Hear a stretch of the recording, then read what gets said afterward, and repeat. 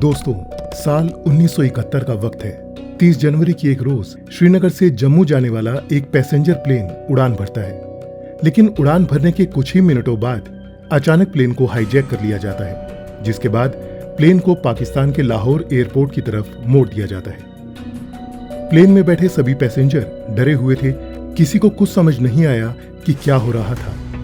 ATC यानी air traffic control plane से लगातार कांटेक्ट करने की कोशिश कर रही थी, लेकिन हाईजैकर्स प्लेन को लाहौर एयरपोर्ट पर लैंड करा देते हैं और भारत सरकार से पैसेंजर्स के बदले अपने 36 आतंकी साथियों को छुड़ाने की मांग करते हैं। लेकिन इस कहानी में ट्विस्ट है।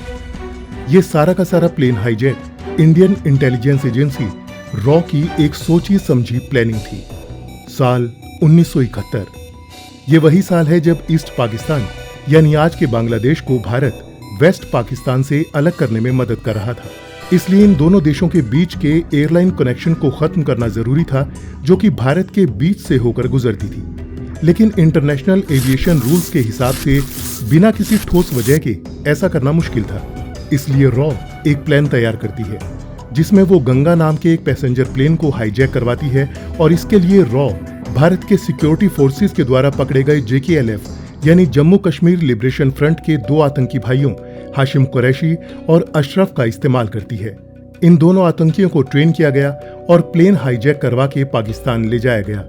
यहाँ तक कि प्लेन के अंदर मौजूद सभी पैसेंजर्स रॉ के एजेंट ही थे। प्लेन के पाकिस्तान पहुंचने के बाद पाकिस्तानी प्राइम मिनिस्टर जुल्फिकार अली भुट्टो उन आतंकी भाइयों का हीरो की तरह स्वागत करता है, जिनमें फोटोज में दोनों को साथ देखा जा सकता है।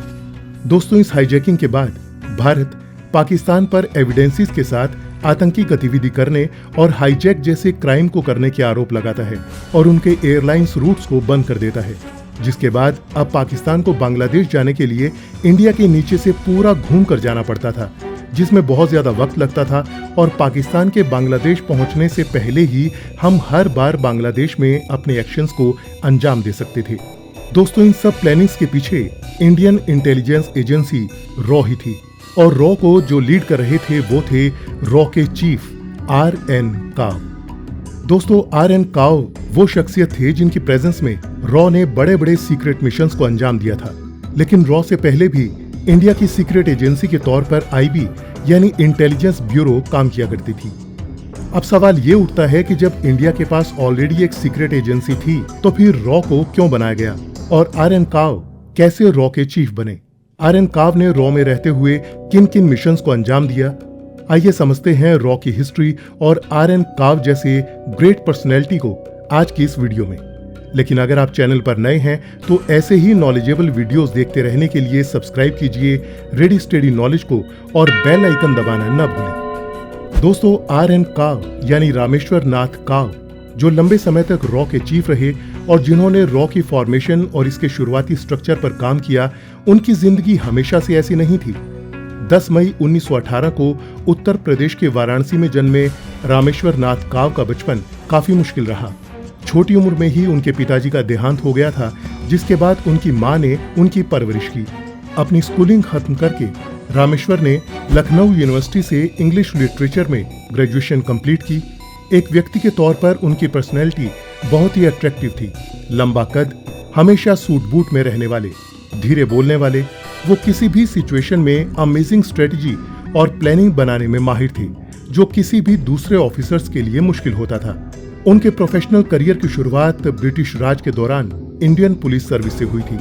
ब्रिटिश ऑफिसर्स उनकी एनालिटिकल स्किल्स और डिसिप्लिन से काफी प्रभावित थे और जब भारत आजाद हुआ तब RN काव को इंटेलिजेंस ब्यूरो में रिक्रूट किया गया। दोस्तों, IB ही भारत की पहली इंटेलिजेंस एजेंसी थी, जो भारत के बाहर के और अंदर के दोनों मैटर्स को देखती थी। लेकिन फिर IB जैसी इंटेलिजेंस एजेंसी होते हुए रॉ की जरूरत क्यों पड़ी? ऐसा इसलिए क्योंकि IB को ब्रिटिशर्स ने बनाया था और IB सिर्फ डोमेस्टिक सर्विलांस और इंटरनल मैटर्स में ही फोकस्ड थी।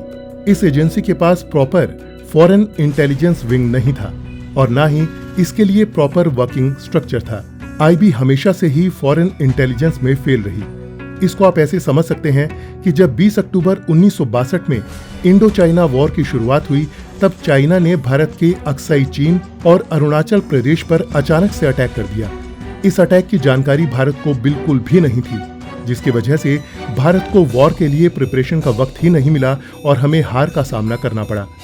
1962 की वॉर के बाद भारत का फोकस चाइना की मूवमेंट पर था कि तभी पाकिस्तान 1965 में ऑपरेशन जिब्राल्टर को शुरू कर देता है, जिसमें पाकिस्तानी सोल्जर्स लोकल कश्मीरियों का हुलिया बनाकर कश्मीर में इकट्ठा हो रहे थे। भारत को पाकिस्तान के इस ऑपरेशन के बारे में बिल्कुल भी खबर नहीं थी, लेकिन जैसे ही इंडिया को इस घुसपैठ के बारे में पता चला, तब 1965 में इंडो पाक वॉर की शुरुआत हो गई। इस वॉर में भारत ने पाकिस्तान को बैटलफील्ड में पूरी तरह से हराकर पीछे धकेल दिया था, लेकिन डॉक्यूमेंट्स यानी कागजी कार्रवाई में पाकिस्तान ने कभी भी इंडिया की जीत को स्वीकार नहीं किया। इस वॉर के दौरान भी भारत की इंटेलिजेंस एजेंसी ने एक इम्पॉर्टेंट इंफॉर्मेशन को मिस किया था। दरअसल उस वक्त अमेरिका पाकिस्तान को हथियार सप्लाई कर रहा था और अमेरिका की डील के अकॉर्डिंग वो पाकिस्तान को 1 महीने से ज्यादा के हथियार सप्लाई नहीं करता था और इस वॉर के वक्त पाकिस्तान के पास इनफ आर्म्स एंड एम्यूनिशन नहीं बचे थे।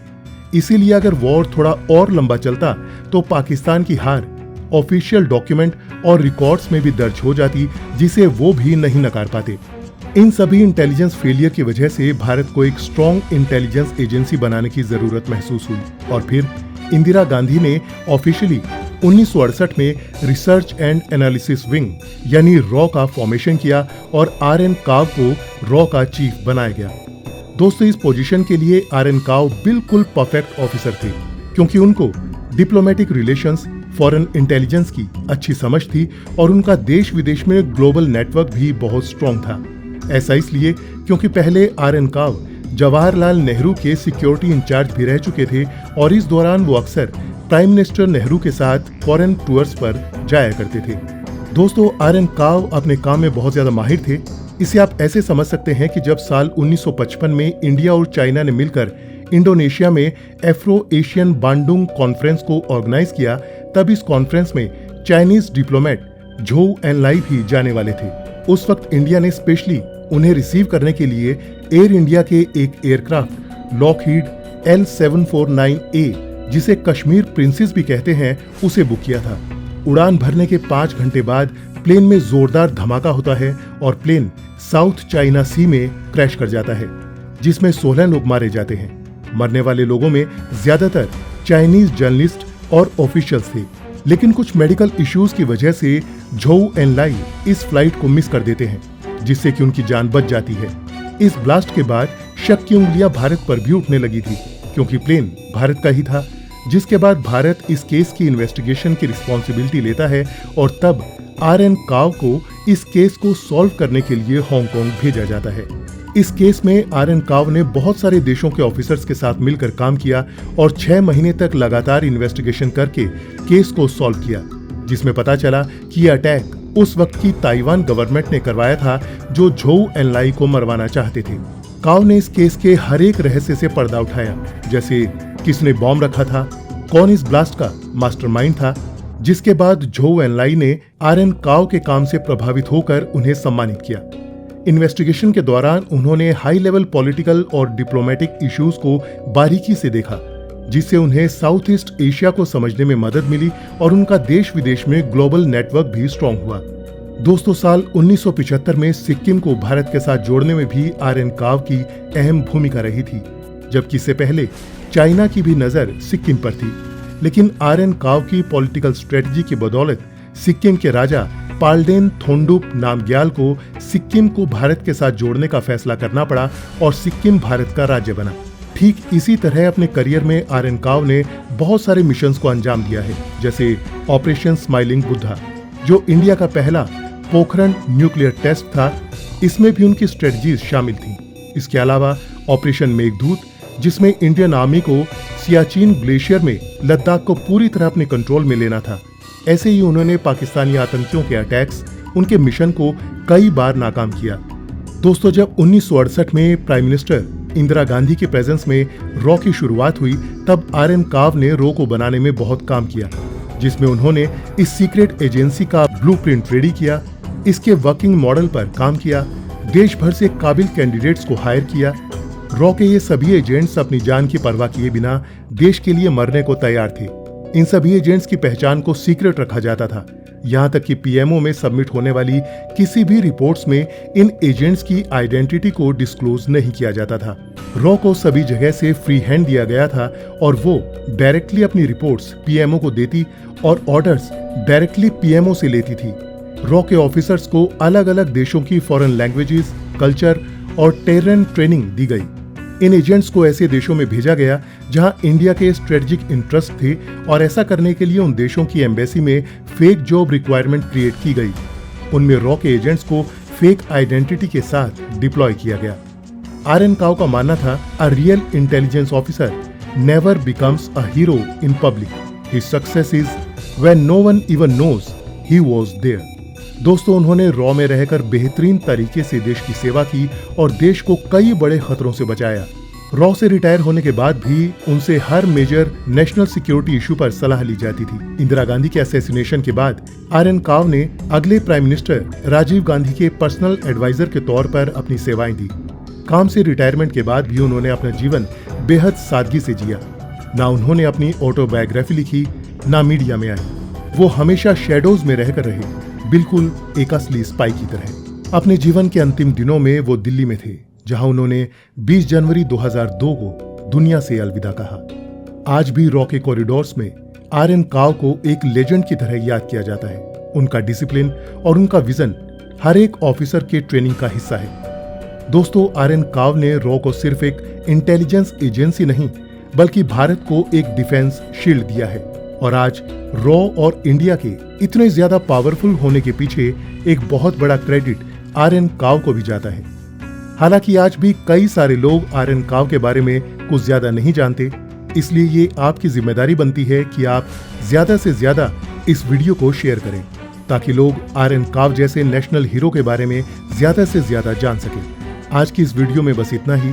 ऐसे ही नॉलेजेबल वीडियोस देखने के लिए रेडी स्टडी नॉलेज को सब्सक्राइब करें और बेल आइकन दबाना न भूलें। मिलते हैं नेक्स्ट वीडियो में, तब तक के लिए अलविदा। जय हिंद।